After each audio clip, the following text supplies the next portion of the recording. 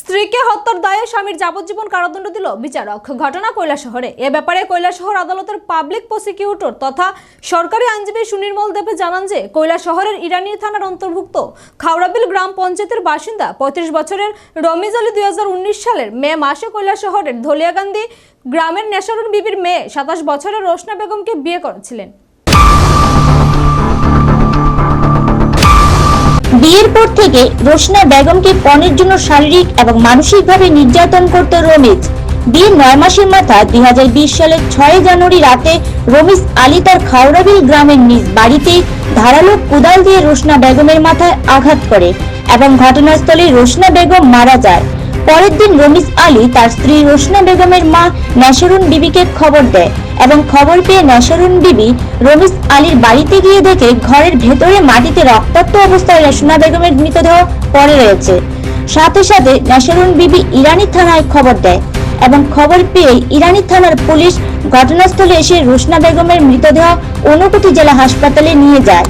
পরবর্তী সময়ে 2020 সালের 7 জানুয়ারি নেশারুন বিবি ইরানি থানায় রমিজ আলী এবং রমিজ আলীর এক নিকট আত্মীয়ের বিরুদ্ধে ইরানি থানায় মামলা করেছিল। ইরানি থানার পুলিশ সাথে সাথে মামলাটি রেজিস্ট্রি করেছিল। ঘটনার পর রমিজ আলী তার নিজ বাড়ি থেকে পালিয়ে গেলেও ঘটনার 3 দিন পর মামলার তদন্তকারী অফিসার অপর্ণা দেবনাথ রমিজ আলীকে গ্রেপ্তার করেছিল। তদন্তকারী অফিসার অপর্ণা দেবনাথ 2020 সালের 31 মে মামলার চার্জশিট আদালতে জমা দিয়েছিল। আদালতে মামলা চলাকালীন রমিজ আলীর পক্ষে 2 জন সাক্ষ্যদান করলেও রমিজ আলীর বিরুদ্ধে 22 জন সাক্ষ্যদান করে। দীর্ঘদিন আদালতে মামলা চলার পর ঊনকোটি জেলা আদালতের বিচারক সুদীপ্তা চৌধুরী চলতি মাসের 18 জানুয়ারি রমিজ আলীকে দোষী সাব্যস্ত করে এবং 20 জানুয়ারি সাজা ঘোষণা করেন।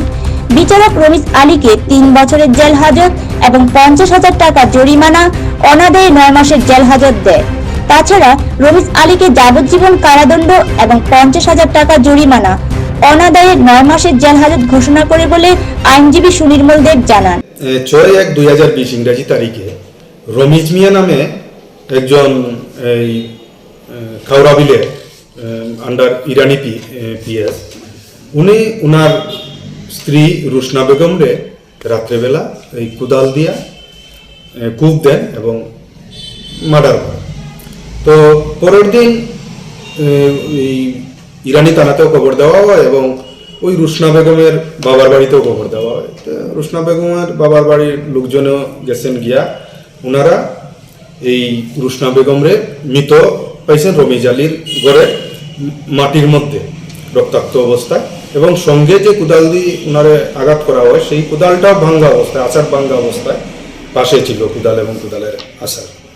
তো পুলিশ ওই 7 তারিখেই একটা মামলা নেয় 7 জানুয়ারি 2020 ইংরাজি তারিখে, যেটা ওই রোশনা বেগমের মা নেশারুন বিবি একটা অভিযোগ দায়ের করেন ইরানি থানাতে। এই মোতাবেক মামলাটার নাম্বার হইতেছে ইরানি পিএস কেস নাম্বার 1/2020।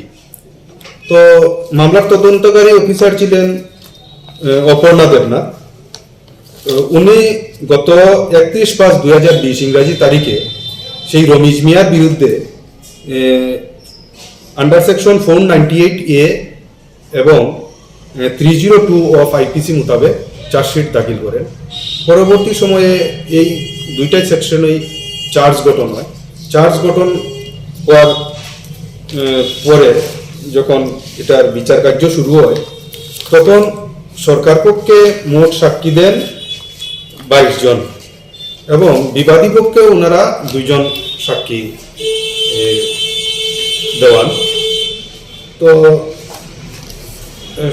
শেষে গত 18/1/2020 ইংরাজি তারিখে মাননীয় সেশন জাজ শ্রীমতী সুদীপ্তা চৌধুরী ম্যাডাম উনি ওই রমিজ মিয়াকে দোষী সাব্যস্ত করেন এবং আজকে 20/1/2025 ইংরাজি তারিখে এই রমিজ আলী সাজা ঘোষণা হয় এবং সেকশন 498A অফ আইপিসি অনুসারে 3 বছরের জেল এবং 50,000 টাকা জরিমানা, অনাদায়ে 9 মাসের জেল এবং সেকশন 302 অফ আইপিসি অনুসারে যাবজ্জীবন জেল এবং 50,000 টাকা জরিমানা এবং 50,000 টাকা অনাদায়ে আরও 9 মাসের জেল। যে রোশনা বেগমের মামলা কি শুধু রমিজ আলীর বিরুদ্ধেই করেছিল? না, মামলাটা উনি করছিলেন দুইজনের বিরুদ্ধে। তো একজনের বিরুদ্ধে কোনো প্রমাণ না থাকাতে ওনারে নিজস্ব প্রতিনিধি রিপোর্ট, এশিয়ান টাইমস।